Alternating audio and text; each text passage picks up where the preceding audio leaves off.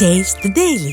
நடிகை சரோஜா தேவி மறைவுக்கு அதிமுக பொதுச் செயலாளர் எடப்பாடி கே பழனிசாமி இரங்கல் தெரிவித்துள்ளார்.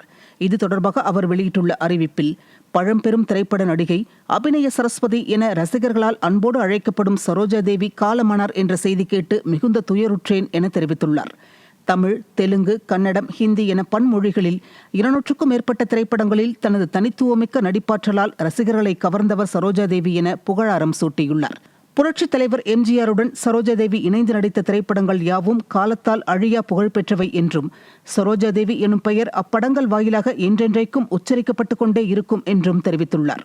அதேபோன்று புரட்சித் தலைவி அம்மாவின் பேரன்பை பெற்ற சரோஜா தேவியை இழந்து வாடும் அவர்தம் குடும்பத்தாருக்கும், திரைத்துறையை சார்ந்தோருக்கும், ரசிகர்களுக்கும் ஆழ்ந்த இரங்கலை தெரிவித்துள்ளார். மறைந்த அவர்தம் ஆன்மா இறைவன் திருவடி நிழலில் இளைப்பாற எல்லாம் வல்ல இறைவனை வேண்டுவதாகவும் கழக பொதுச் செயலாளர் எடப்பாடி கே பழனிசாமி தெரிவித்துள்ளார்.